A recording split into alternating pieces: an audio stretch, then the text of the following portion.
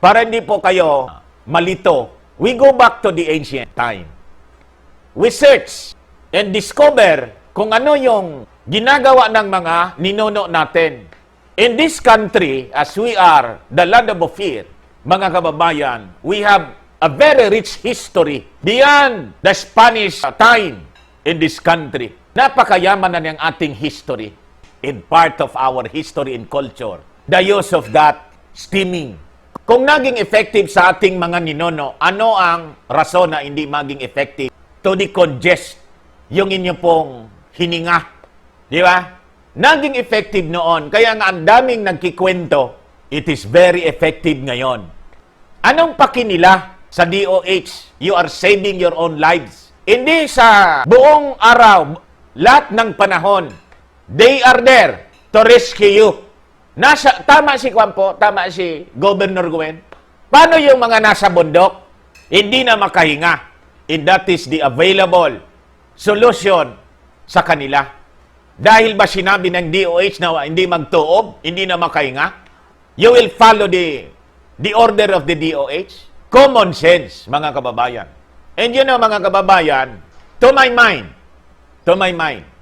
that could be the reason why Cebu is being punished with increases in the numbers of infected. And now Cebu is on hard lockdown because of that policy. Parang hinihiya, mga kababayan, yung gobernador ng Cebu. That is, part of the propaganda war ngayong panahon na to. And you search, you will find out in ancient Chinese medicine that is being used. Even during the time of the ancient Egypt, steaming was practiced during the time of the pharaohs of Egypt. Mas magaling pa sila. Alam ba ninyo, mga kababayan, na yung mga tao noong panahon, napakahahaba ng buhay with traditional medicine being used, being practiced by the ancient world until umabot yung panahon. Dumami yung doktor na naniniwala sa bakuna. Ayon! The rest is history. Ngayon, para maniwala kayo, kailangan ang magsalita, doktor. Di ba? That is the standard. We follow the standard. Huwag na sa akin, huwag na kayong maniwala sa akin pagdating dito sa usaping ito sa tuob. I will just recommend you to Dr. Richard Mata. Dr. Richard Mata, mga kababayan, discuss about the tuob, the science behind tuob. Research lang ninyo sa YouTube. Then you will discover that tuob is scientific. Mayaya naman kayo, mga taga-DOH. Mayaya naman kayo kasi kung ang WHO nga headed by a non-doctor, a former rebel, and the the founder of WHO, Bill Gates, an undergraduate, hindi nakatapos. Ang linya niya, computer programming. As he talks about the virus, you listen very, very carefully and you follow the orders. Ano nangyari sa mundo ninyo? Ano? Nagbabagang mga balita at pagtalakay sa mga isyu na lipunan. Bulsa! Opinyon, banat at paglalantad sa katotohanan. Bulsa! What you see is what you get. You decide. Hello po, mga kababayan. Welcome dito sa ating programa, Bullseye, News Unfiltered. What you see is what you get. You decide. Ako pong muli ang inyong kaibigan sa live streaming, si Dante Maravillas. Wala rito po sa lungsod ng Legazpi Province of Albay, Philippines, to the world. Kumusta po kayo? So ngayong umaga, pag-usapan natin ang mga maiinit na balita dito sa ating paligid. Pag-usapan na muli natin yung continuing hearing ng franchise ng Abayas. Nabisto, mga kababayan, kahapon sa continuing hearing ng franchise ng Abayas, yung TV Plus nila in Channel 43. Dapat pala yon, sarado na rin. Sabi ni Congressman Remulla ng Cavite, sabi ni Congressman Remulla, dapat anya kasama yon sa nagsara. Ayun. Tuloy-tuloy. Mga kababayan, ang illegal activity, violation of the laws on franchise, yung Abayas. Kita ninyo? Ito kasi mga dilaw, mga kababayan, they believe they are above the law. Yun ang problema dito sa mga taong to. This morning, pag-usapan po natin ang balitang ito, itong mga developments na to, and gusto kong marinig din ang inyong mga tinig, ang inyong mga pananaw. And pag-usapan din natin, may bagong panakot yung mga so-called experts dito sa atin, nang sabi, baka daw mga kababayan umabot sa 60,000 by July yung infected ng COVID dito sa atin. Kaya lang, pasalamat tayo sa Manila Times. Binanatan itong mga so-called experts. Butit naman, mga kababayan, nagising na yung ating mga kasama. At least sa Manila Times, unti-unti na silang nagigising. Na pinaiikot lang po tayo dito sa ating bansa. Mamaya, babasahin ko sa inyo yung editorial column. Yung editorial, mga kababayan ng Manila Times, binanatan yung mga sinasabing so-called experts. Sabi ko sa inyo dyan sa Manila Times. Itong mga taga-UP, expert ito po sa mga expert ito po sa panggagatong. Yung kaguluhan dito, sila mga kababayan ang breeding ground. Mga kababayan, pagdating sa panggugulo sa ating bansa, breeding ground yan. Pag hindi kayo naniwala sa aking kwento, talo kayo. Sabi ko sa inyo. So may panakot sila. They are being tapped by the globalist cabal na kanila pong kaalyado. And ngayong umaga, pag-usapan din natin po itong proposed bill in America. Layo naman na niya, Mr. Maravillas. Pinas lang yung dapat pag-usapan natin. Global nga po ito pandemic May bagong pandemic na naman nga ang pinagandaan. Swine flu. That can be transmitted. Galing na naman pong China. Papatayin tayo sa sindak, mga kababayan itong hanggang hindi tayo dumapa. Hanggang sa hands up na tayo.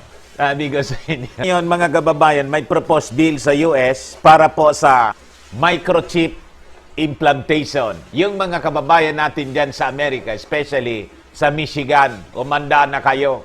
It is now being legislated. I'll give you update para po ang ating purpose po, para hindi kayo sindakin. Ang purpose natin kung bakit natin ito kinikwento, para makapaghanda kayo physically, mentally, and spiritually, especially. Ito pong ating programa, mga kababayan, natin sa inyo ng napakagagaling na products from Malaysia. Firmax, Firming and Lifting Cream. Pinapahid lang po siya sa mga pulses at affected area. Napakaganda po ng epekto. Yung gustong bumata at gumanda, ito po, Automax, Regen Serum. Ngayon, mga kababayan, so sabi ko sa inyo, unahin ko itong ABS-CBN. Nabisto na po yung TV Plus and Channel 43 ng ABS-CBN. Illegal daw po yung pag-broadcast. Kita na ninyo? Ito yung balita, mga kababayan. NTC, ABS-CBN to cease Channel 43. TV Plus operations before day ends. Ibig sabihin, ngayon, dapat wala na sila. Kasi kahapon itong balita. Tingnan ninyo po. Nang mamakaawa naman si Katigbak, si Carlo Katigbak. Palagi daw yung naka-smile, parang si Panot. Laging naka-smile. Kahit naka-smile siya, galit pa rin yung mga congressmen. Sabi ko sa inyo, ABS-CBN TV Plus services should have been ceased along with its other operations when it went off the air with the expiration of its legislative franchise and will be halted by Monday's end by the National Telecommunications Commission. Commissioner Gamaliel Cordoba said Monday. So dapat ngayon, mga kababayan, wala na siya. 11 million subscribers. So nagmamakaawa, mga kababayan, si Katigba kasi yung ngaya umaasa sa aming entertainment, yung 11 million, paano yon? Problema ninyo yon. Di wag na ninyong singilin, putulin na lang ninyo yung subscription ninyo. Anyway, may Netflix naman po. Kung entertainment lang naman, napakaraming sources ng entertainment. Itong akala nila sila na yung mundo. You are the world. Hindi ba mabubuhay yung mga Filipino without your entertainment TV station? Sa totoo nga, mga 80% ng mga, hindi naman lahat, it will be unfair and, it's a lie. Pag sinabi natin, lahat na lang ng programa ninyo walang kwenta, walang pakinabang, wala man maniniwala sa atin. May mga maganda naman kayong programa. Yung sa health, maganda naman yon. Yung public service ninyo, maganda naman yon. Di ba? Yung sa negosyo ninyo, usapang business, maganda naman yon. Pero, kung sa totality ng inyong programa, mga 80% ang destructive, especially on the entertainment. Yung sa education ninyo, okay naman yon. Only that, you have to follow the law. Di ba? Ang problema sa inyo sa EBS, nasanay kayo ng panahon ng mga dilaw na kaalyado ninyo. Na without a franchise, or kahit you violate the existing laws or the terms, the provisions, the franchise provisions, you can still operate kasi yung Pangulo, kayo yung may gawa. You become a kingmaker for so long. Nasanay kayo sa ganon. Wala na. Tapos na po yung panahon na yon. You have to recognize that. But you still continue. Kaya galit si Congressman Remulla. Hanggang ngayon, 8 weeks, nagbo-broadcast pa yung TV Plus. At the House Committee on Legislative Franchise hearing on ABS-CBN franchise renewal on Monday, kahapon, Cordova said that the broadcast giant was using the franchise of Amkara Broadcasting Network for its Channel 43 operations. Ang justification, mga kababayan ni Katigbak, nag-black time daw sila. Hindi pumayag si Remulla.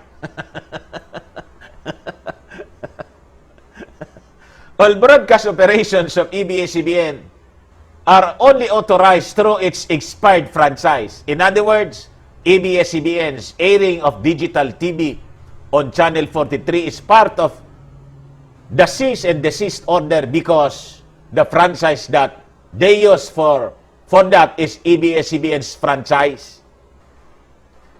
Congressman Boyeng Remulla of Cavite 7th District, who sits as Senior Deputy Majority Leader and who earlier asked if ABS-CBN Chairman Emeritus Gaby Lopez was 100% Filipino or 100% American or 50% Filipino or 50% American, went as far as saying that the broadcast giant's operation for the past 8 weeks was illegal and usufructuary. He added that allowing ABS-CBN to operate post-May 4 with an expired franchise warranted grounds to file charges against Cordova. Ayan. So nalagay kayo ngayon sa problema. Actually, yung problema ng ABS-CBN, hindi man po ang Pangulong Digong or this government ang may gawa. Ang may gawa po, sila. At yung mga kaalyado nila, as I was telling you, mga kababayan, sila mismo. Kung walang bayolasyon sana silang ginawa, di walang masisilip. Walang sisilipin. Walang kaso. Walang ganitong hearing. Kailan man nagka-hearing na ganito? the rest of the TV stations and radio stations all throughout the country, may narinig kayong hearing? Wala. May hearing, pero hindi natin narinig. Walang controversy kasi. Bakit nagka-controversy ng ganito? O silang may gawa eh. Di ba? O ngayon, sabi nga, mga kababayan sa English, your foolishness will return to your body. Bounce back. Nakakita tuloy ng sisilipin yung mga congressmen. ABS-CBN right now is bleeding.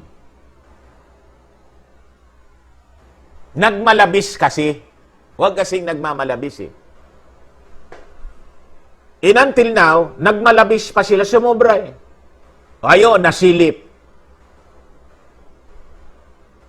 Sabi ni Congressman Remulla,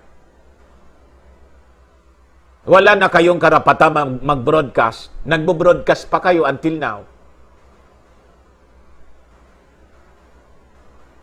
Lahat yun, anya, nakakabit sa franchise ng ABS-CBN, but still, you go on air. After May 4, umayro na naman. 10. Ano? Ano yan?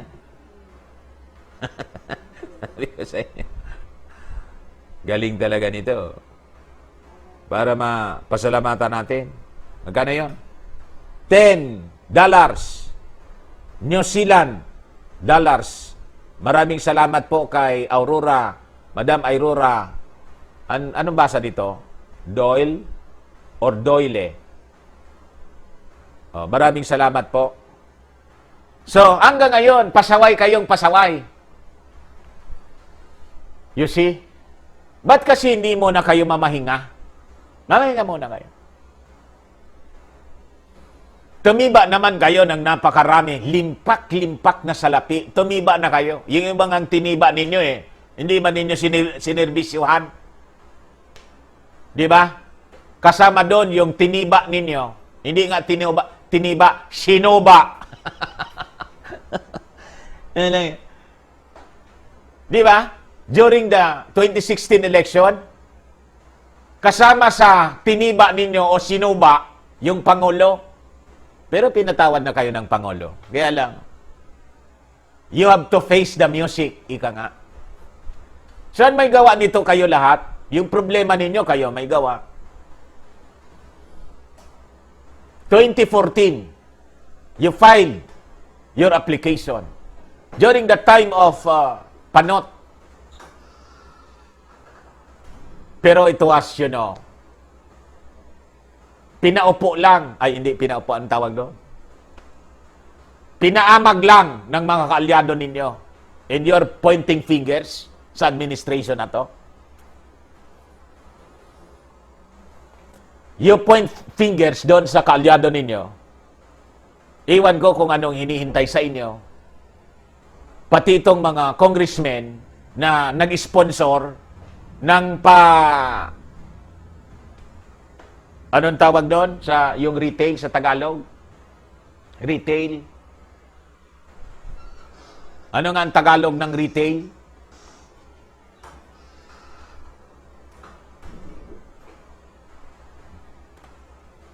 Yung ano? Retail.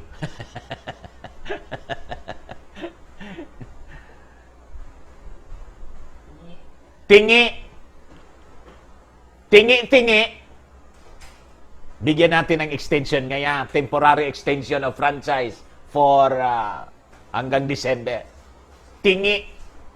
Kalyado ninyo yun. Hindi ko sa inyo, Gabi. O ngayon, ito na. You are bleeding. Representative Mike Defensor, anak Kalusugan Party List, added, the law is the law. And we have to obey that today, the continuing use of the frequency should stop. Kita ninyo? O, you stop. Ayaw ninyong tumigil.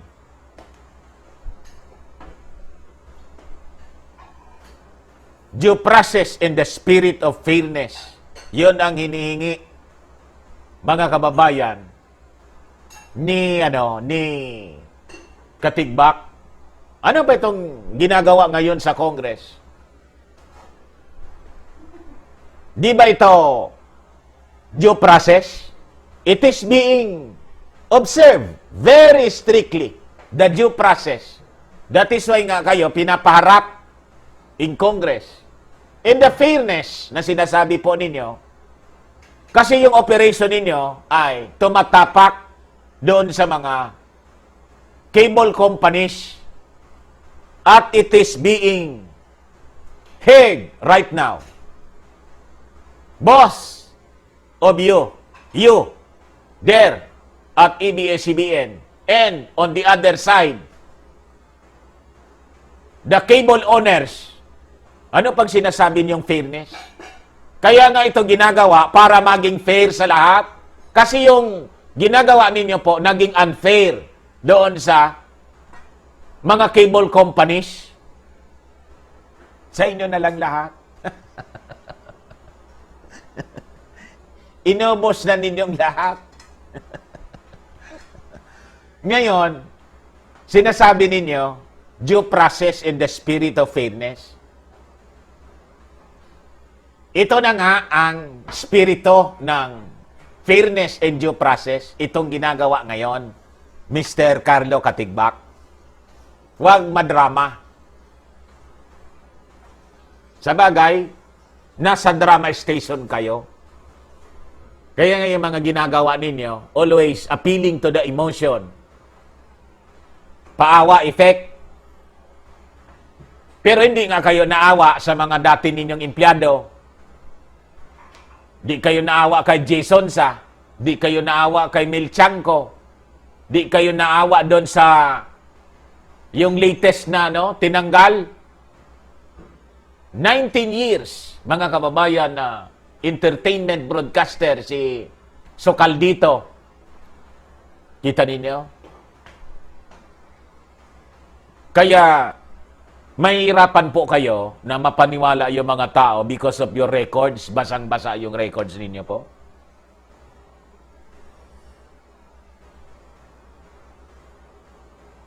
Cable Association supports bid for franchise. Later in the hearing, the Philippine Cable and Telecommunication Association, the country's largest cable group, expressed support for the broadcast giant's bid for a franchise renewal, saying that services like TV Plus allowed for clearer signals. O, kita ninyo?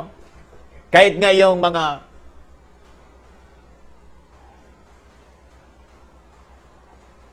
cable companies, ano pang fairness yung hinihiling ninyo? Kumampi sa inyo. Other than yung isang grupo. Ito, kaalyado ninyo ito, si PCTA President Ralph Casino. Pero yung isang nagreklamo, yung babae, kalaban ninyo yon. Yung nagsalita. So there is fairness and due process. Kaya relax lang kayo. Diyan po sa diyan sa ABS. Huwag masyadong padrama effect. Hindi na yon i-epekto. Okay po? O, ngayon, mga kababayan, dito na tayo sa panakot. Huwag po kayong matakot. Panakot lang nila ito. Sabi ko sa inyo, gagamitin nila yung mainstream media para sindakin kayo so that you'll be terrified. Baliktad nga po eh. Dapat nga po, as responsible journalists, the mainstream media should never entertain news na punong-puno, mga kababayan, ng kulay at panakot. Baliktad nga po ang nangyayari. Pero sabi ko sa inyo, buti na lang nahalata ng Manila Times. Pero basahin ko muna yung sinasabi ng Manila Times dito. This was published yesterday by Philippine Daily Inquirer. Sabi rito, Philippine COVID cases may hit a staggering 60,000 by end of July. Sabi po daw ng mga experts. Sino itong mga experts na to? Despite the government's claim that the country is winning the fight against COVID-19, experts' projection show that coronavirus infection in the Philippines may reach 60,000 by the end of July. According to a study by the University of the Philippines, OCTA, research cases in Metro Manila may surge up to 27,000 and while 15,000 is the projection for Cebu province by July 31. Mga taga Cebu, 15,000 ang niluluto. 15,000 po yung niluluto ng mga experts na number of infections sa inyo diyan. O, bala na kayo kung maniniwala kayo.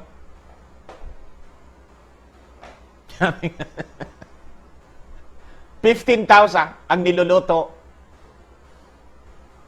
Nasa sa inyo kung tanggap ninyo ang balitang ito. The researcher said the current reproduction rate of novel coronavirus in the Philippines is around 1.28, still greater than the ideal rate of less than 1. This indicates that the pandemic is not yet on the downward trend. Moreover, community spread is uneven throughout the archipelago. At this time, the province of Cebu has significantly higher transmission rates than the rest of the country, the group said. The death count, meanwhile, may reach 1,300 by July 31, the experts projected. Di naglalaroan kayo dyan. They also pointed out that the number of cases in Metro Manila increases by 50% when movement restrictions are relaxed. Sabi ko sa inyo, laging biniblame po nila pag nirelax ang restriction, the quarantine restriction, the lockdown restriction. As I was telling you, that is part of their script. Pagpatapos na po ang quarantine, tulad ngayong araw na to, yung 15 days extension of the extension will lapse today. Comes now the news. The pattern is so clear, mga kababayan. For the past 3.5 months, ganon ang ginagawa sa atin. Sabi ko nga, hindi pa kayo nakalata. Noong mga unang araw, mga kababayan ng lockdown, dami kong nakakaaway dito. Salamat sa Diyos, sa ating Panginoon. Konti na lang sila na natitira.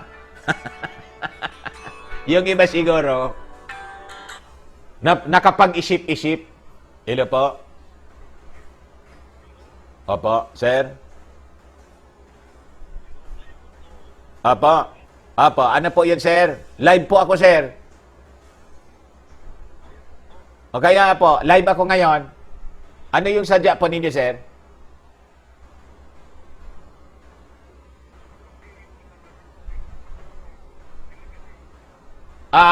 Yung sa Sambanga? I-check ko po. Parang kwan yun, door to door yata yon. May delivery din sa inyo pa? O, kausapin mo na muna. Dali lang po, mga kababayan.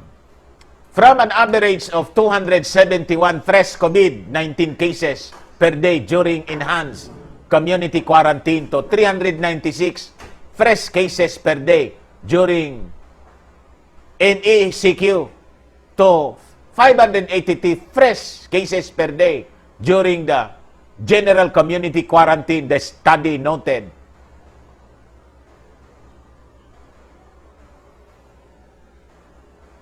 O ngayon, mga kababayan, sino itong mga researchers na to from UP? The researchers include UP Mathematics Professor Guido David, UP Political Science Professor Ranjit Singh Rai, Maria Patricia Agbulos, and University of Santo Tomas Biology Professor Reverend Father Nicanor Austriaco. O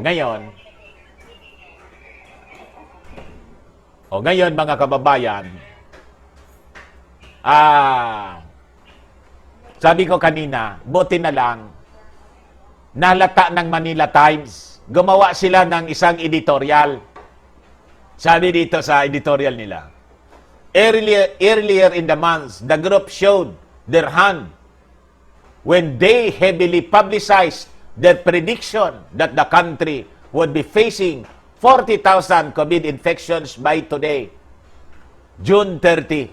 Now they have upped their forecast with a new prediction that COVID-19 cases in the country could reach 60,000 by July 31. The group claims to be composed of experts, yet not one of them is evidently a medical expert.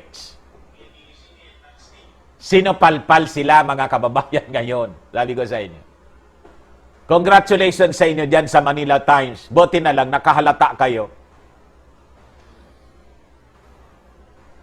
They are actually, mga kababayan, experts in propaganda.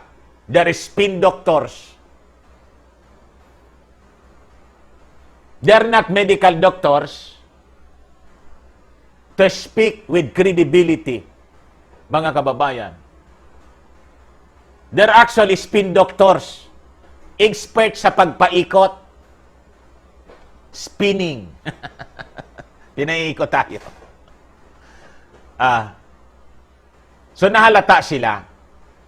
Or scientists who have done work on infectious diseases or public health policy. Their forecast is gross. The death toll, they claim, may climb to 1,300 by July 31.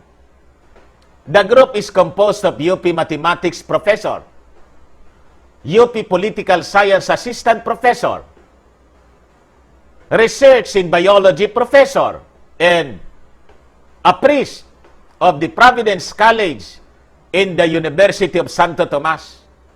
Nothing in what they say is in the least amusing because they plainly do not know what they are talking about. At their shallowest, we can say that they are merely seeking publicity. Kulang daw po kayo sa pansin.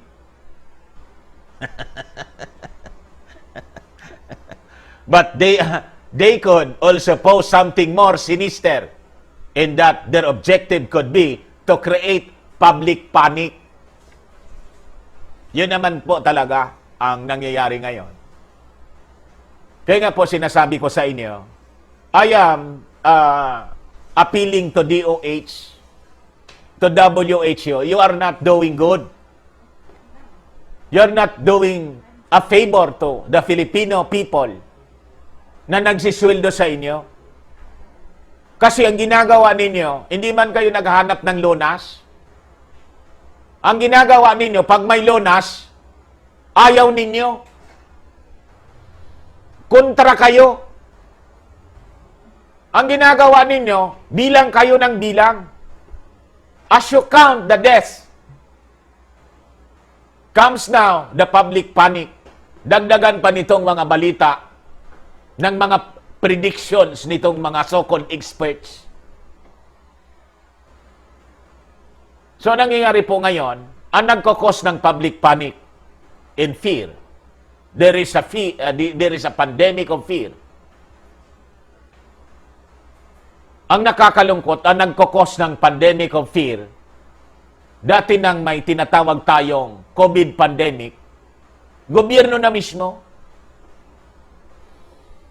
Then comes the sending of troops in Cebu. Makikita mo naka-highlights doon ng mga tangke, basoka. Tapos may mga balita pa na nagsisiksika na niya. Yung mga COVID patients, wala mang picture. Kaya nga, we are requesting the people of Cebu, kayo na po ang mag-document.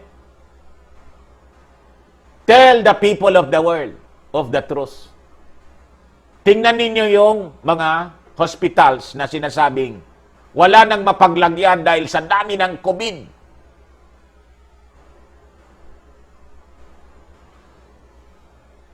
Sabi ko sa inyo,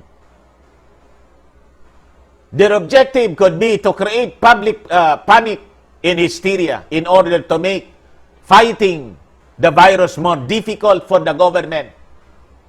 Kaya nga po, I was appealing to the President. Sabi ko, pag sinabi po nitong mga advisors ninyong dilaw, huwag kayong naniniwala, pinopost kayo sa tawag dito, tinutulak kayo sa kapahamakan, di man yan gagawang mabuti. Ang gusto niyan po, mahal na Pangulo, nitong mga dilaw na naka-infiltrate sa administrasyon po ninyo, ang isa na dyan, si Doke, na hanggang ngayon, dami pong napakalaki pa ng tiwala po ninyo. Di man po yung gagawa na ikabubuti ninyo. O tingnan ninyo ang nangyayari ngayon. Bad trip na yung mga Pilipino po sa inyo. Mahal na Pangulo, tingin sa inyo, nawala na niya yung Pangulo na aming ibinoto. Binoto namin matapang na Pangulo. Kinagat ng mga Pilipino yung slogan po ninyo, mahal na Pangulo, tapang at malasakit. O tingnan ninyo ang nangyayari ngayon. Ano na lang natira? Ang batas, mga kababayan ngayon, si Doke, lahat. Buti pa niyan, paupuan na lang natin na Pangulo, si Doke. Sabi sa Bicol, biyo pa.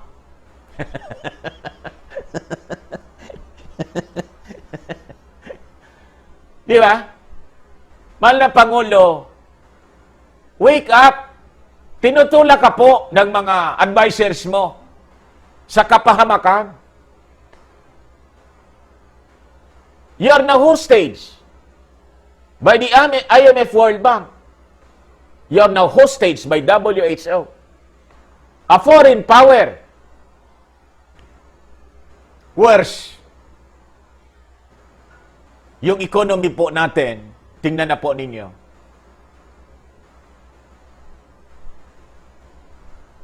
Padapa na po ang ating ekonomiya, mahal na Pangulo. Thousands of workers ang nawala ng trabaho, hindi lang temporary, kundi permanently losing their jobs. You see? Because of what? We believe. We fear COVID. And because of that fear, you lock down the country, causing the collapse of the economy. And later on, your government will collapse and will totally be enslaved by a foreign power. You see? Ito pong mga taga-UP, kaalaban po ninyo ito. Itong mga experts na to, ito yung mga pinagmumura mo. Huwag maniwala dito sa mga predictions nila, mga haka-haka nila. Basahin po ninyo, mahal na Pangulo, itong editorial ng Manila Times. Baka po makatulong sa inyong pagdidesisyon. Tama ito. We ask therefore that the IATF, IAD, yung Interagency Task Force, and the government proposes to do about this deliberate misinformation campaign in our public life.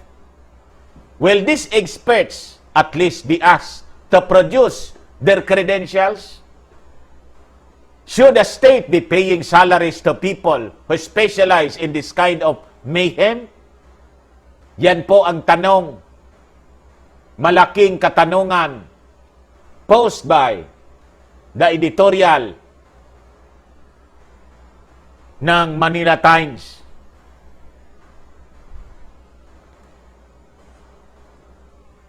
So, yun po, mga kababayan, ang ako'y nagpapasalamat sa Manila Times.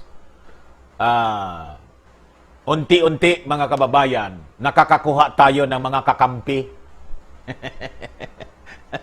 Di ba? In the mainstream media. Dati, nag-iisa lang tayo. And this time, mga kababayan, nakakakuha na tayo ng kakampi. We are now with the same mind. Di ba? So, I pray na tuloy-tuloy na po siya. So, this time, punta tayo dito sa ating last topic po natin ito, the proposed bill in the US. Ito, habang nasa Amerika po ito, babasahin ko po itong balita para pag ito po inadapt sa atin kasi this will be implemented all throughout the world as planned. Huwag na po tayong mabigla. And makapag-desisyon po tayo kung tatanggapin natin ang batas or we will oppose it. At kung halimbawa, despite our opposition, it will be implemented in passed and implemented pala, baliktad. Hindi man pwedeng implement, hindi pa na-pass.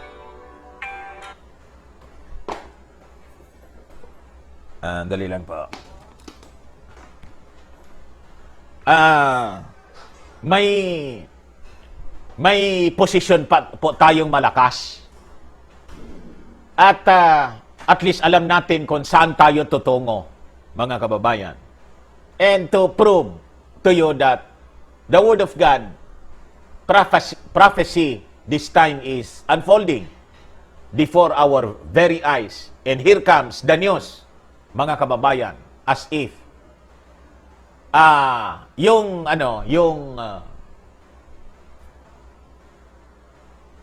nasulat 2,000 years ago, occupying the headlines of the newspapers today.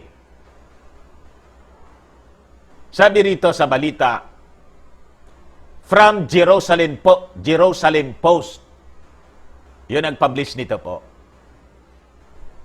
Michigan State Representative Brona Kahl sponsored the successful bill, and while the microchips are not widely used throughout the state, she believes they will become standard in the coming years with the way technology has increased over the years, and as it continues to grow, it is important Michigan job providers balance the interest of the company with the employees' expectations of privacy, said the bill's sponsor, Michigan State Representative Brona Kahl.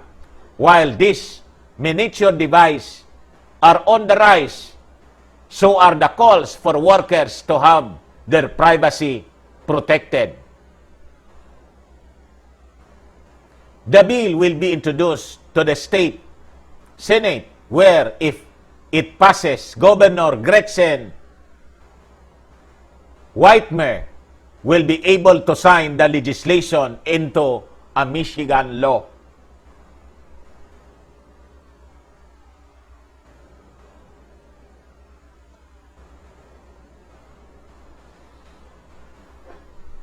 The microchips in discussion are about the size of a large grain of rice inserted between an employee's thumb and forefinger to give employees access to different amenities throughout the office.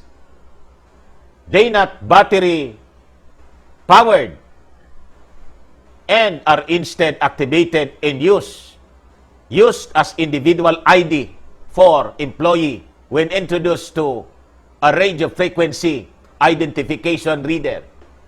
So may RFID po siya, mga kababayan. That will be the standard in the future. The swiping of humans like a product will become the new normal. Just like the swiping of the temperature reader become a standard in the new normal. Yung ganito.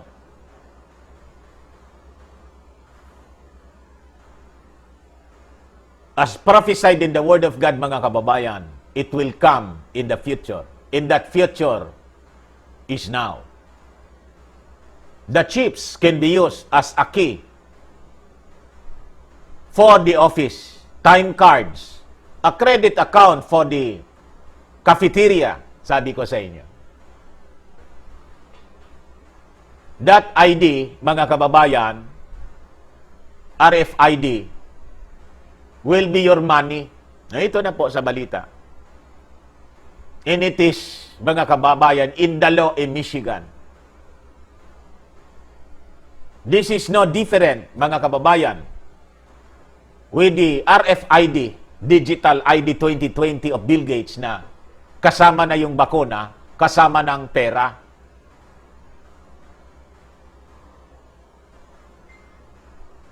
Darating ang oras, mga kababayan, pag-iisahin nila. Tulad ng dito sa Pilipinas, Unified ID, National ID. Ang unang ginawa nila para hindi tayo makalata, nirecognize mo na yung SSS, GSIS, Unified ID. Walang kumontra kasi kailangan natin yung identification kasi may mga fraud transactions. Identification, identity theft na nangyayari. Then, comes now the passage of the national ID system. And it is become a necessity. Lalo ngayon sa distribution ng SAP. Sabi ko sa inyo, that's how they are conditioning our mind. Para hindi tayo makalata, paunti-unti lang. That's how Satan, mga kababayan, operates a creeping enslavement of humanity. That without, mga kababayan, the aid of the scriptures, the Word of God, you will not understand it. Their motive, in intent, hindi mo yon mababasa at hindi mo maintindihan. Pasalamat tayo, mga kababayan, we have the scripture, the Bible. Hindi sila nakaligtas sa ating mga paningin at pagsusuri. As they are operating, implementing their plan for world conquest, for total control of humanity, comes now this enlightening discussion with the aid of the scripture. You see? It can track, sabi rito sa balita, when a person arrives at work and leaves the building activities, the employee does, mali ang pakabasa ko. It can track when a person arrives at work and leaves the building. Doon muna. So wala pong problema sila sa contact tracing pag halimbawa na infect. Now you understand why pinauso nila po ang contact tracing. And there is difficulty in contact tracing. There is now a remedy for contact tracing po. Sa totoo lang, nakaabang na siya And that is the ID 2020 of Bill Gates. You can run but you cannot escape. You are monitored 24 hours a day. Anywhere, everywhere. Anytime. Gusto ninyo ng magandang detalyadong discussion ito? You watch the video of J.D. Farag, a pastor in Hawaii. Ang latest video niya, ang titulo, What Holds for the Future yata yon. Ano yung plano, blueprint ng plan? It was discussed, mga kababayan, the other day. Lengthily discussed. Mga kababayan ni Pastor J.D. Farag. I-search ninyo sa YouTube. Parehas nitong binabasa ko. Activities the employee does throughout the day, such as accessing the laptop or even what they decide to eat on the cafeteria. Sabi ko sa inyo, this is transhumanism. Pag ito po in-inject sa inyo, you become a transhuman. You are now connected just like the cell phone. You are now connected to the internet.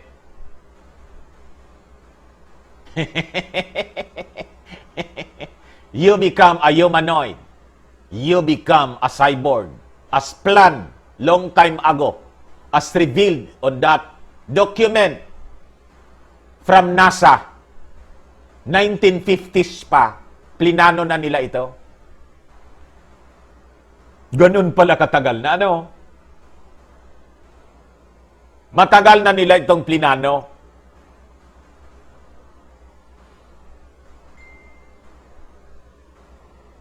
Under the bill, companies would still be permitted to use the microchip system. However, employees would have the opportunity to opt out if they wish. So, mga kababayan, hindi man siya mandatory for now.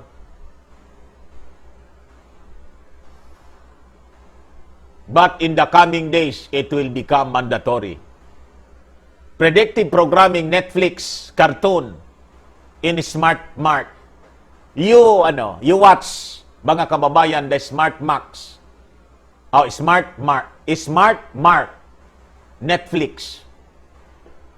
Ano yun sa inyo? Ito pang mga globalist cabal, they're using the entertainment industry, especially Hollywood, and the movie companies, cartoon movie makers, they're using for their predictive programming. They're revealing through movies their plan. Yan po ang totoo niyan. As you watch the Smart Mart, pinapanood ko na po to. Then, makikita ninyo doon kung paano ikinakabit yung microchip sa katawan ng isang tao. At siya, mga kababayan, ay nagiging high-tech.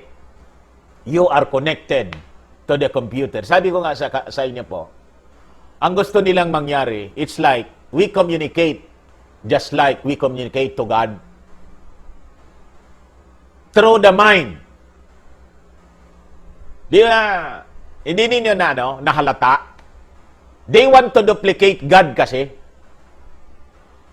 And they will use the technology available para magawa ang kanilang pangarap na i-duplicate ang Diyos.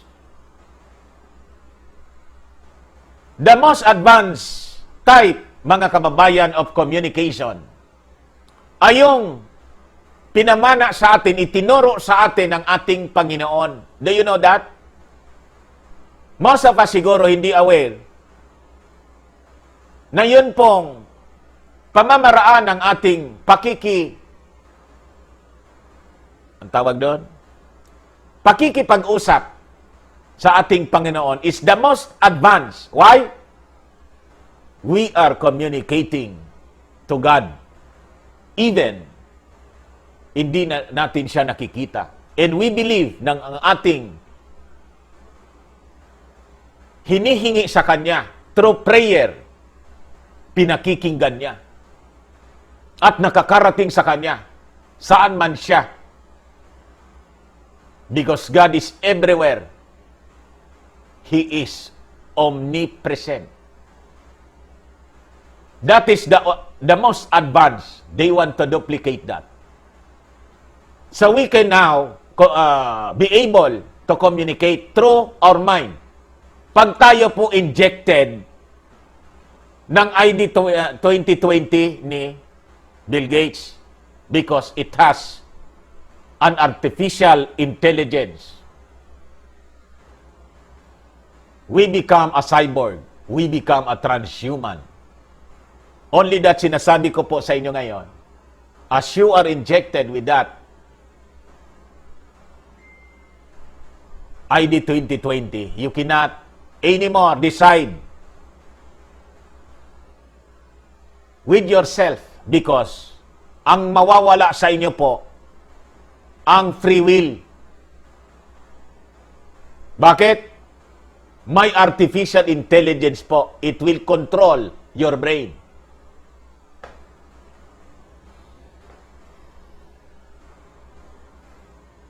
Sakto po, mga kababayan, sa gagawin sa mga taong matitira sa mundo by the beast of the scripture as revealed in Revelation.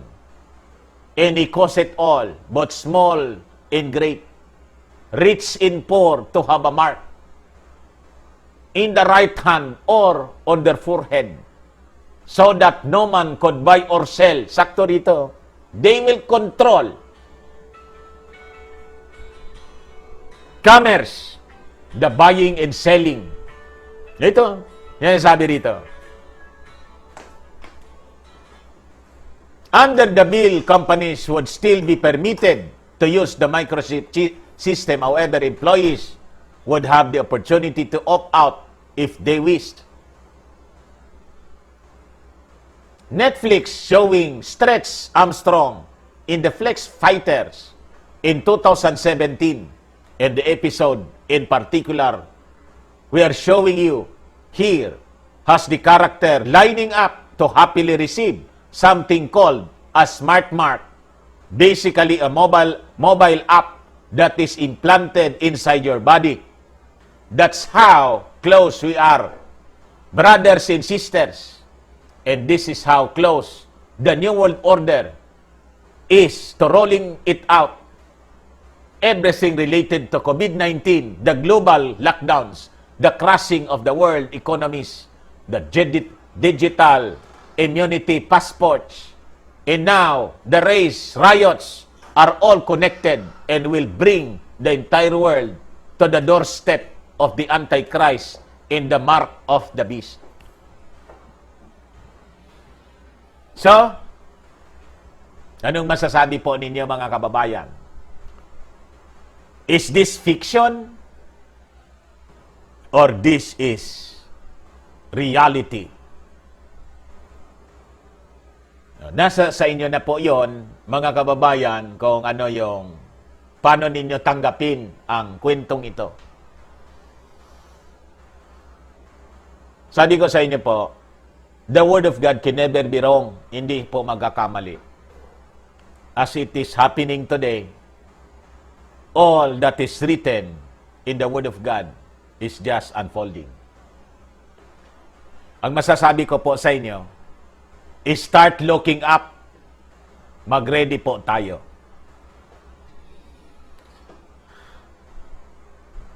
Learn how to be saved.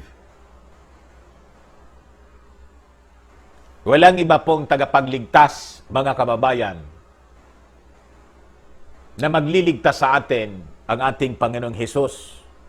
He is your answer. Yan na. He is your answer. You have to learn the ABC of salvation. Admit that you are a sinner, believe that Christ died for our sins. He was buried and rose again from the dead. And see, you have to call upon His name. For as it is written, everyone who calls on the name of our Lord will be saved. And you pray to our Father in heaven and call on our Lord Jesus Christ to save your soul. Not tomorrow, but today.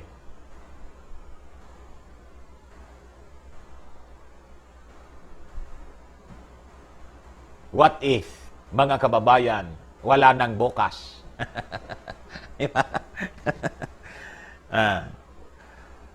So, yun ang ating gustong ipaabot sa inyo po, mga kababayan. And mamaya, yung mga reactions po ninyo, ito pong ating programa ay atid sa inyo na Firmax at Automax. Yung mga mag-order po ng ating product, dumiritso na lang po kayo sa aming messenger. Maraming salamat. Nag-peak po tayo, 2,600 yata.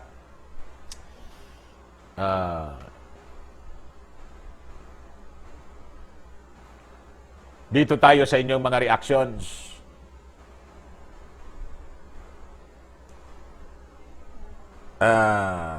Sir Dan, totoo yan. Nasa Revelation 13. Loviminda, Gamboa. Malapit na pong mangyari, Sir Dan. Kaya mag-ready na po tayo para sa ating kaligtasan.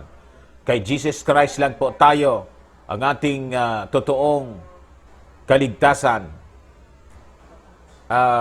Imelda Mesias, yes, I agree with you. John 3:16.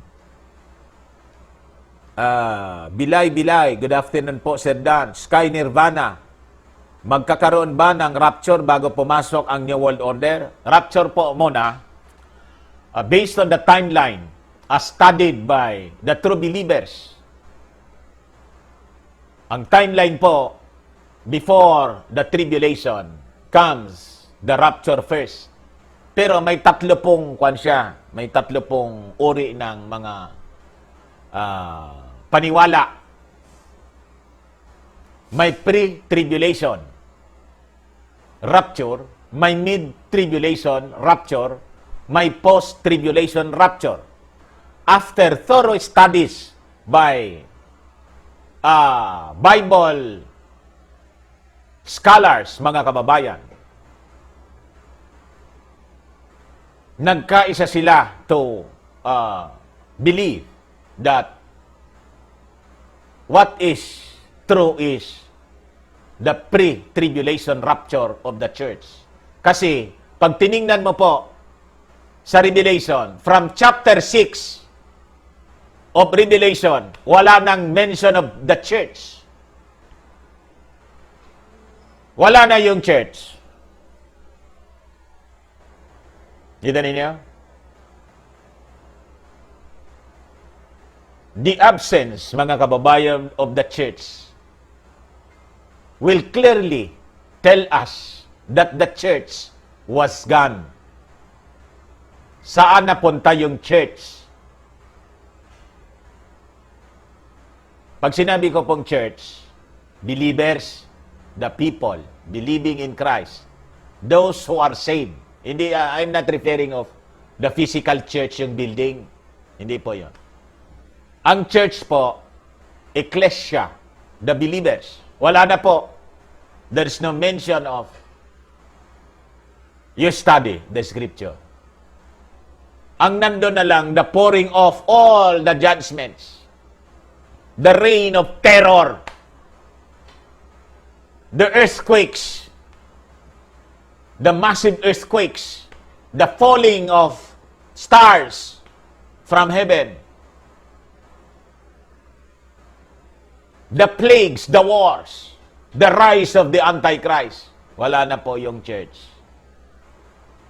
Because the believers, mga kababayan, were taken by our Lord Savior, Jesus Christ. That is the blessed hope.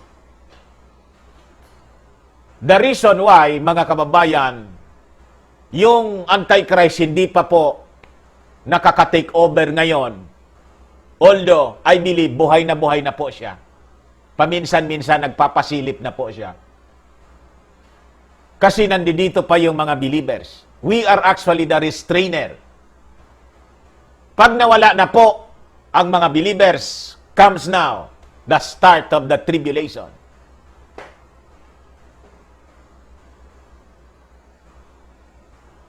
God will send strong delusion so that those who were left behind will believe the lies rather than the truth. Ang hirap na doon, mga kababayan. Never dream to be left behind.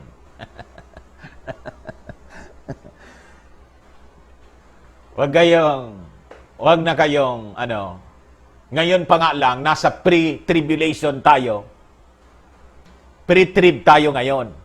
Wala pa yung tribulation. Tingnan na ninyo. Damhin ninyo.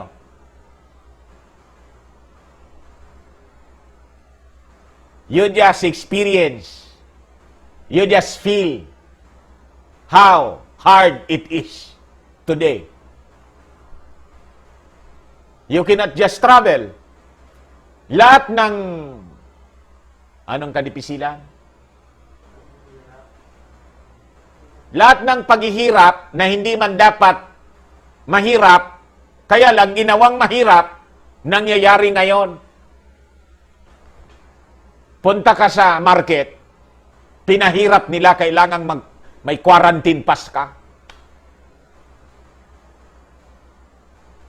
Yung mga magtitinda doon, galit na galit kasi pinipicturan sila pag inaalis yung mask.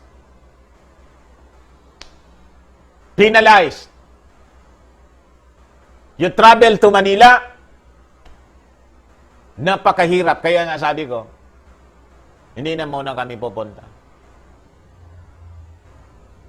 The rules of this government, the protocols, purposely ginawa nilang mahirap kasi gusto nila tayong pahirapan. Bakit po? To surrender everything to them.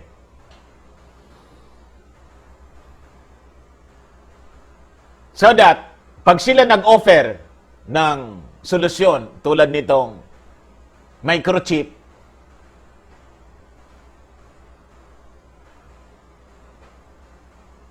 excited tayong tanggapin. Kasi hirap na hirap ka na eh. Ang hirap na niya. Hindi, ganito niya. In fact, binanggit na siya ni Bill Gates. Ano sabi ni Bill Gates? Pag na bakuna ka na, then you can travel. Anywhere, you can travel. Balik na sa normal niya. Pero without the vaccine, hindi. Huwag kayong lalabas. COVID. Dadami ang COVID. Mamamatay kayo. Ganon tayo pinoprogram ang ating isipan. Pinoprogram nila. And that is the spirit of the Antichrist. Sinasabi ko na sa inyo ng direkta, Bill Gates and the rest of the globalist cabal, they're working for the Antichrist system that will be in place in full control of humanity in the future. Kaya nga po, ipanalangin natin yung ating Pangulo na sana magising.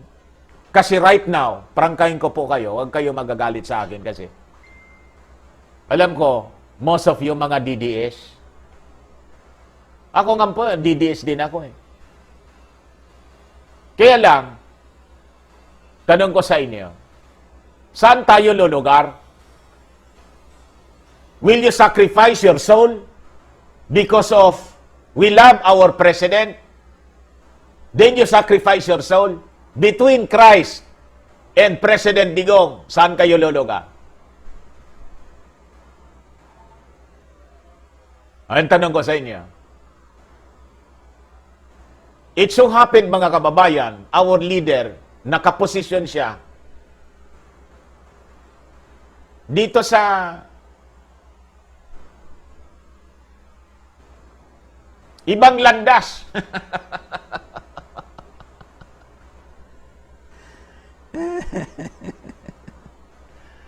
You see?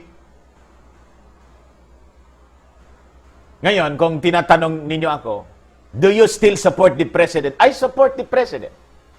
Ang hindi ko lang po suportado, mga kababayan, yung lockdown because it is killing the economy, it is killing the country, it is killing us. Yun ang hindi ko suportado. Pero yung Pangulo, we love the President. Kaya nga, paulit-ulit yung ating appeal. Mahal na Pangulo, tigilan na po ninyo yung lockdown. Kawawa yung ating mga kababayan. Sunny Castro, at last meron tayong Dante. Motivate, repentance kasi the end of the epoch is nigh according to prepare, get pointers from Father Michel Rodriguez. Google and know what to do, folks. I'm not recommending any priest. Prangkahin ko na kayo. Kung pare ang i-recommenda ninyo dito, di ba ninyo alam na si Damaso ang isa sa mga... Kaya nga po si Damaso, wala siyang kontra sa lockdown? Di ninyo alam? Damaso is one of them. Prangkahin ko na kayo. Kaya ako magre-recommend kayo dito na about prophecy, a priest. Pero hindi ko kayo pipigilin. Pero warningan ko na kayo, mapapahamak lang ang inyong kaluluwa.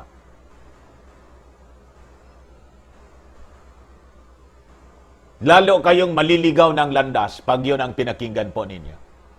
You read the Word of God. Search the Scriptures. Listen to true believers. Yun ang pakinggan po ninyo. Yun ang gusto kong isabi sa inyo. Pero, noon pa tayo niloko, panahon pa ng mga Kastila. Di pa kayo nadala. Si Damaso ang nangloko sa atin. Pati yung tawag natin sa totoong Diyos, pinalitan. Abba, Father. Pinalitan ng Abba, Ginoong Maria. O, kita niyo. Pati si Mama Mary, mga kababayan na babae, naging Ginoo. Paano naging Ginoo ang babae? Di ba ang tawag, Ginoong Dante? Kasi lalaki. Ginoong Duterte. Ang Ginoo, referring to a male. A father. Paano naging ama si Maria? Na siya ay ina. Then you pray, Aba, Ginoong Maria. Sino nagturo? Si Damaso. Di pa kayo na? You see? Kung doon nga lang, binulag tayo. And we believe that blindly. Ngayon lang ni siguro ninyo na-realize kasi narinig, oo nga, ano? Bakit naging Ginoo si Maria? Oh, you see? That's how Satan works in blinding people. Kahit gaano katalino. Ilan sa inyo ang may degree? PhD, abogado, doktor, but believing on that prayer, Aba, Ginoong Maria. Then you recommend to me, that priest, to listen to that. Di na tayo natuto. Kaya nga galit si Dr. si Rizal. Binansagan siyang Damaso.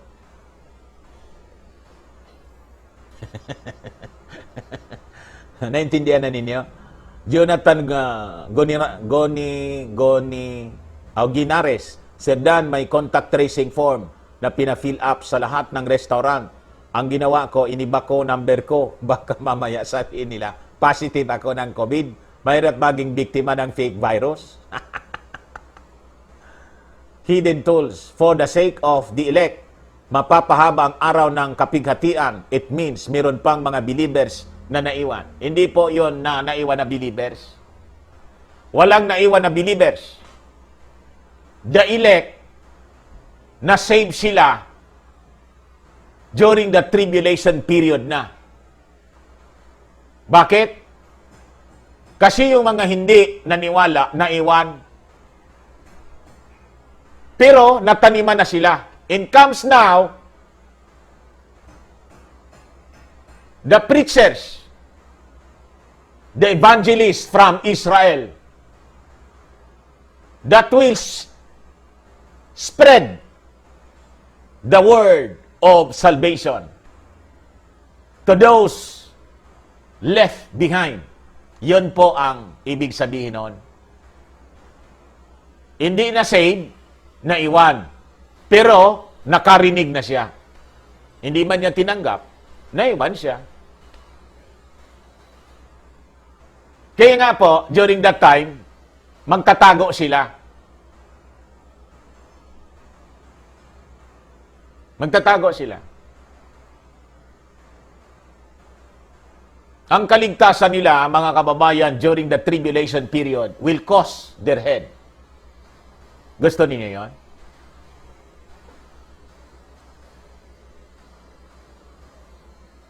Corazon ganotisi, Gode, Poser, Sedan, 1:14:6. Jesus is the way, the truth, in the life. No one comes to the Father except through Jesus Christ.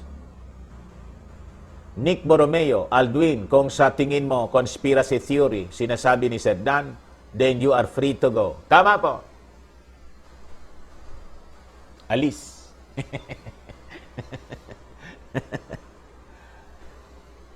Hindi mo yata alam, many times ko nang binanggit. The word conspiracy theory was invented, binuo ng isang CIA agent. Ay, hindi. Ang salitang conspiracy theory as revealed, as exposed by a former CIA agent, purposely, ginawa siya ng ibinansag ng CIA sa sino mang kukontra sa kanila para taniman ng duda ang isipan ng taong nakakaalam sa kanilang mga ginagawa. Naintindihan na ninyo? So, they labeled it anything that leaked sa kanilang plano. They labeled it as a conspiracy theory. Sino na nagsabi niyan? Former CIA agent. Nakalimutan ko lang yung pangalan. Ngayon, ikaw na nagsabi sa akin na I am a conspiracy theorist, kawawa ka naman, naloko ka ng CIA. Naloko ka. Doon ka sa kanila. Maniwala ka sa kanila. Aldwin Carolio, good noon, Sir Dan. Tanong ko lang po, required po ba sa isang Kristiyano na hangad maligtas na maniwala sa conspiracy theory? Ano? Ito? Tanong ko lang po, required po ba sa isang Kristiyano na naghangad maligtas na maniwala sa conspiracy theory? O wala. Ano man ang problema doon? As I was telling you, ang conspiracy theory, nililabel doon sa mga tao na nakadiscover ng katotohanan sa mga masasamang balak nitong mga globalist cabal. To disarm those who are telling the truth and put doubt into the minds of those people na nakakaalam ng totoo, nililabel po nila as conspiracy theories. Sabi ko sa inyo, itong mga taong ito, sila ang they're directing all the events in the world. They're writing history based on lies. Sila yon. Kaya sinasabi ko sa inyo, ang katotohanan po baliktad. You read the scripture. As you read the scripture, you will discover na ang lahat ng natutunan natin baliktad.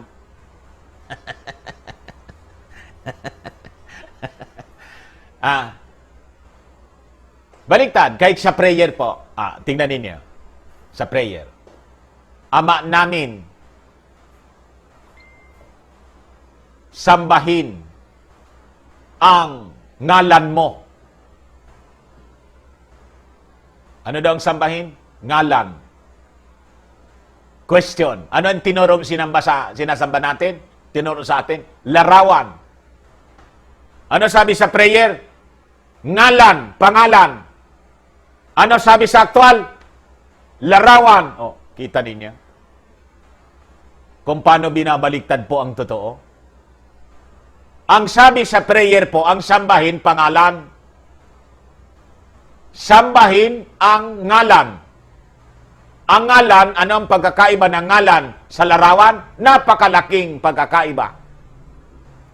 Pero sa aktual, ano ang pinasamba sa atin ni Damaso? Larawan. Sa 10 utos po, mga kababayan, bawal ang sumamba sa larawan. Bawal. Thou shall not make unto thee any graven image of anything that is in the skies above. Number 2 commandment siya.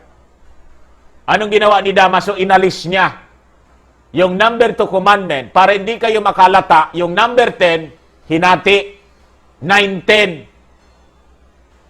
Yung number 3 commandment, ginawang number 2. Inalis yung number 2 para hindi kayo makalata.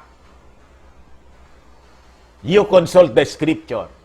In Exodus 20, you read, number 2 commandment, thou shalt not make unto thee any graven image of anything that is in the skies above, or anything that is in the earth below, or anything that is in the water under the earth.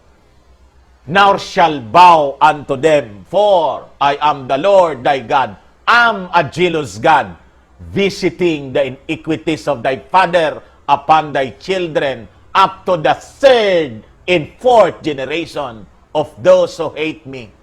Yung sinasabi ko sa inyo, naniwala kayo kay Damaso?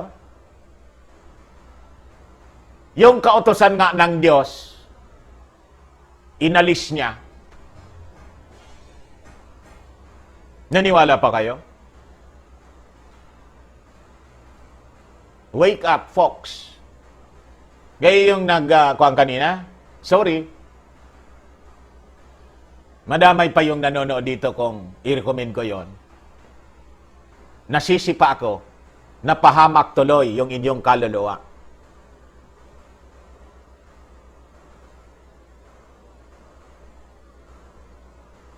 John Vidal, Sir Dan, banatan niyo po yung media dahil sila rin po ang dahilan kaya dumarami ang kaso ng hoax COVID. Wala na silang ibang balita ukol sa COVID kundi ang pagdami ng bilang. Actually po, ang bilang ng media, based doon sa ina-announce ni Bergerie, kinokopya man lang po yon. Kung anong sinabi noon, yun.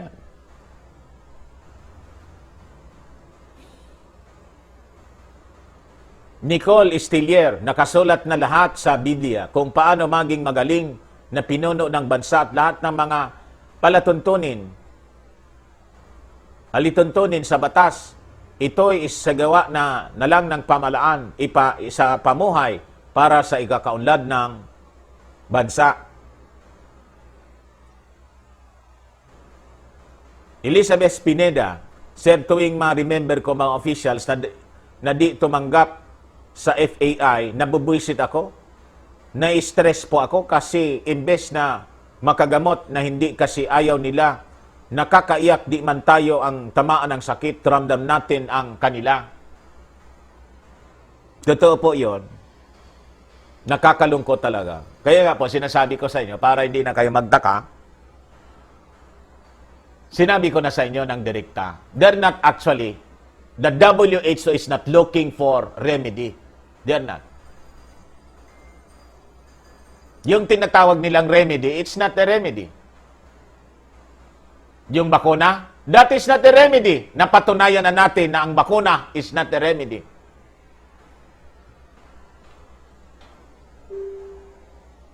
Ang bakuna po,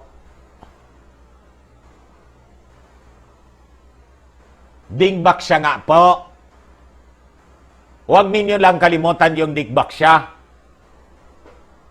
Bakuna yon, di ba? Naging remedy ba yung dingbak siya sa dengue? Hindi. Siya mismo yung pumatay sa mga bata. Ayaw nilang tanggapin. May namatay? Marami. Barry Oxon, ang solusyon sa ID 2020, kailangan wag sundin ang social distance dahil kung magkakatabi ang tao, hindi na nila madidetect kung sino ang hinahanap nila. Barry Oxon, pag to-make over yung The Last World Dictator, mandatory po ang ID 2020.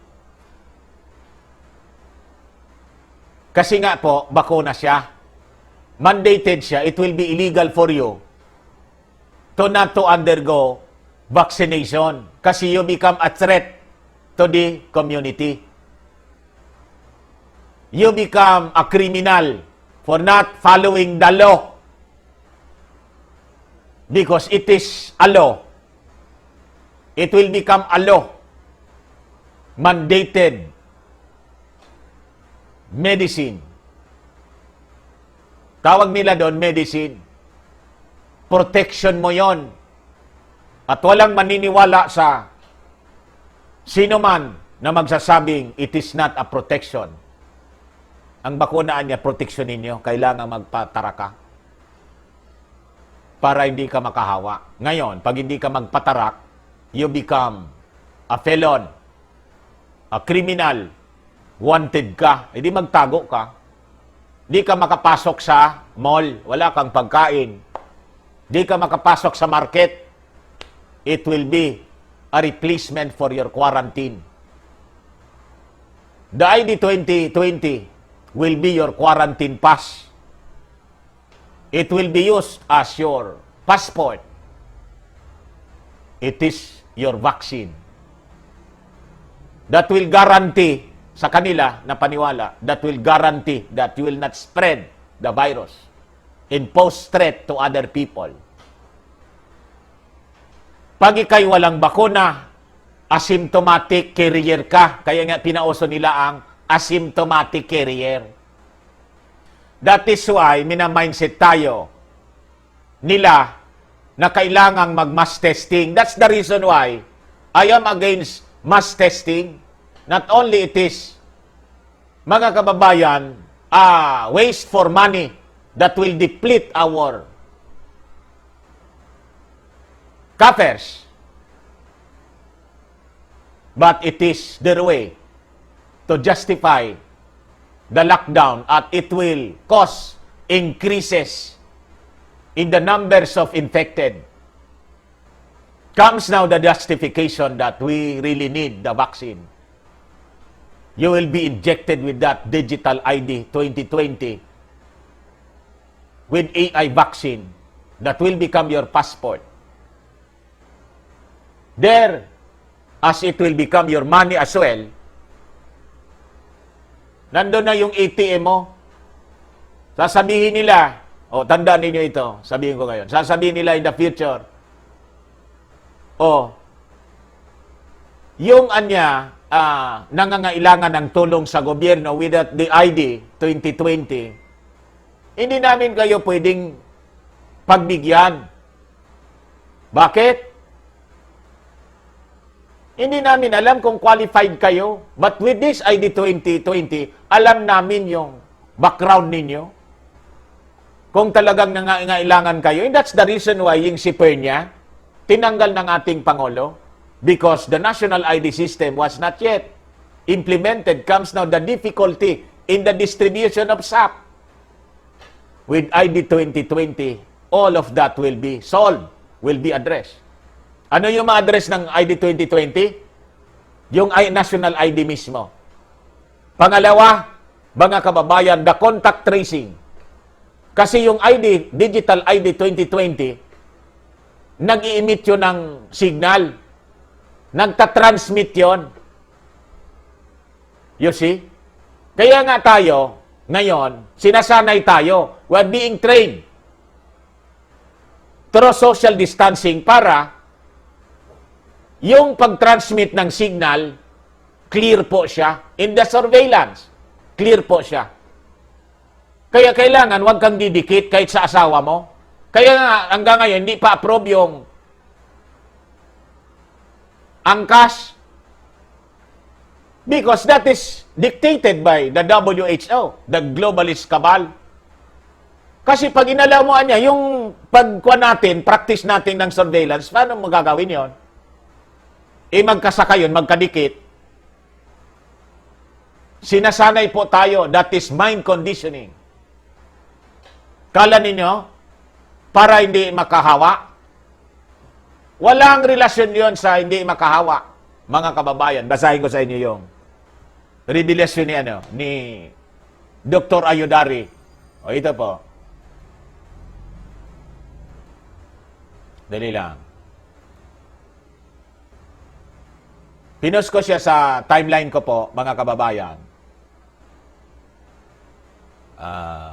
Dr. Ayodari.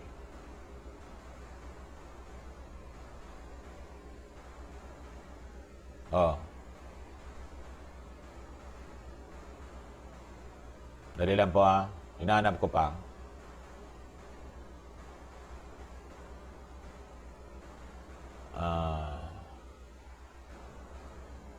Sabi niya, the wearing of mask has nothing to do with health, nothing to do with truth, real science, but about annihilating freedom, enforcing you to mindlessly follow the deep state. Ay, wala dito yung yung social distancing. Kay kuan pala to, yung social distancing was discussed by Dr. Botari, hindi pala nakalimutan ko, si Dr. Ayodari. It has no relationship with safety. To avoid transmission, to avoid infection, it has nothing to do. Sabi ni Dr. Botar pala, hindi ni Ayodari.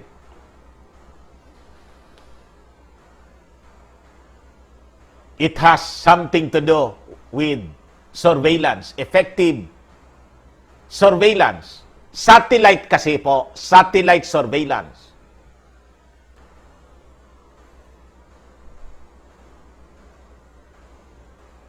Ace Lineses, Nicole Stiller, tama, he wants to convert the Bible in their own language, pero totoo yung mga pari. Dahil nga, pinagbabawal nila pagbasahin ng Bible, yung mga tao noon. Romeo Honyo, doon din inilagay yung debit card at credit card, naging pitaka wallet mo ang chips. Ayun nga po. It will become your ATM, it will become your wallet. So that without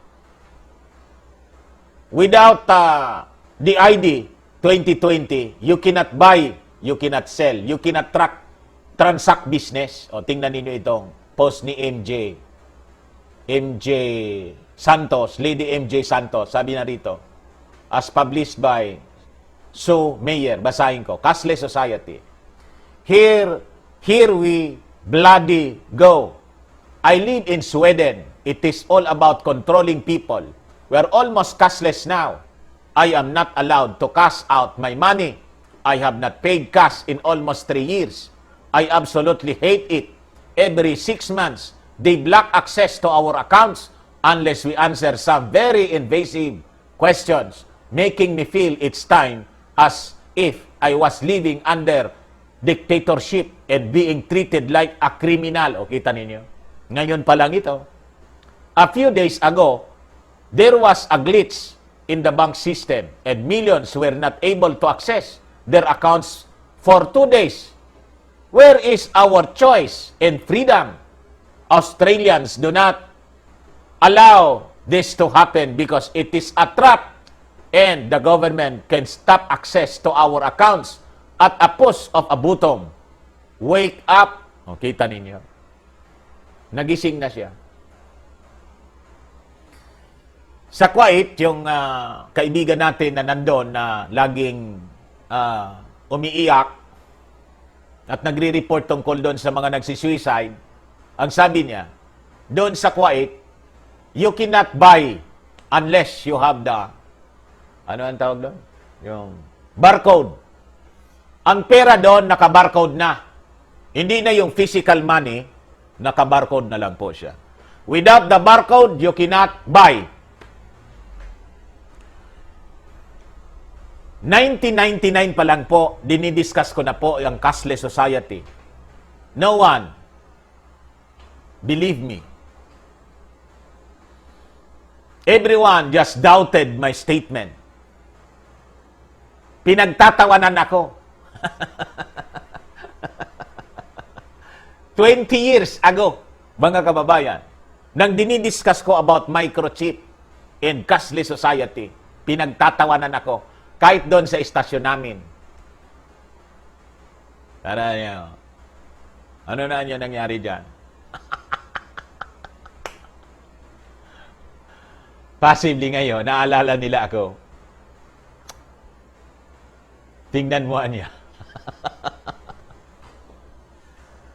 This is your host, Dante Maravilla sa Bullseye. Bye-bye po, mga kababayan. God bless.